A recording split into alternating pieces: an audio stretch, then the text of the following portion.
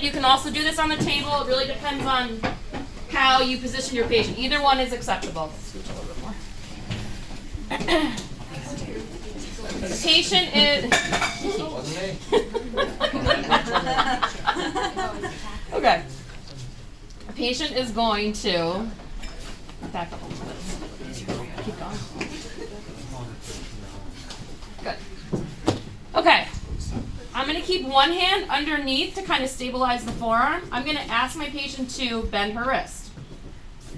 Good. Now we're going to test wrist flexion test. There's 3 different ways to do it. We can do wrist flexion of the whole wrist, which is what I just showed. And that's just asking you something clicking. Are you okay? Is this okay? Come up.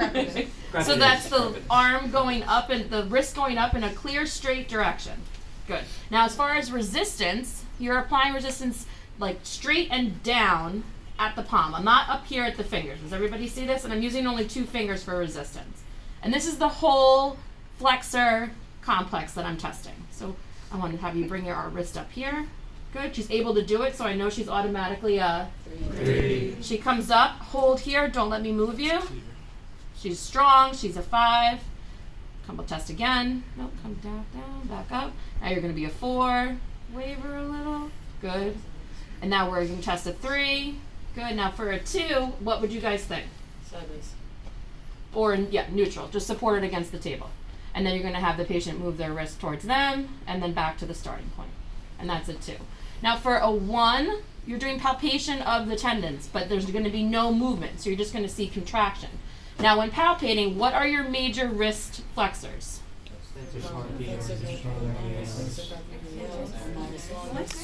Flexors, not extensors. Flexor carpi ulnaris. So where do you palpate them? What's the best spot? Yep. So you're going to kind of use both your fingers there and ask for a contraction. Ooh, very nice contraction. Good.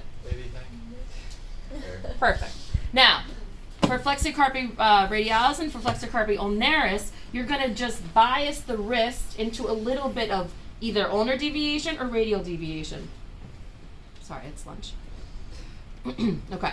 So for flexor carpi radialis, you're going into a little bit of ulnar deviation and extension. And flexion, sorry. Hold there. I'm going to try to bring her into extension. So you're going to hold there. Don't let me move you. I lost my stabilization. Good. So we're strong. What's happening here? That's a 5. Do you notice kind of the tendon that's turning on as well? Good. And then for the flexor carpi ulnaris, sorry, that's what I just did. For flexor carpi ulnaris, you're going to go into radial deviation. Radialis. Radialis. No, you just did it. No, she just did it. She's the ulnaris. The other way. So you're going to stabilize again, and this time we're resisting kind of down and out to the opposite direction. Good. So the line of force is this way. So let me repeat that again. Yeah. For flexor carpi radialis, the direction of towards extension and ulnar deviation. For flexor carpi ulnaris, it's in the direction of extension and radial deviation.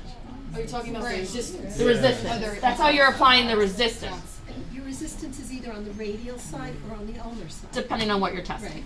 And then for a 2 or for a 1, you can't differentiate at all between a 2 or a 1 in that position. A 2 or a 1 is just the whole complex together.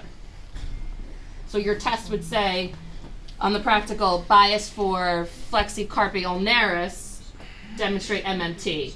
But if for some reason your patient pulls a 2, guys, you're going to have questions about this later.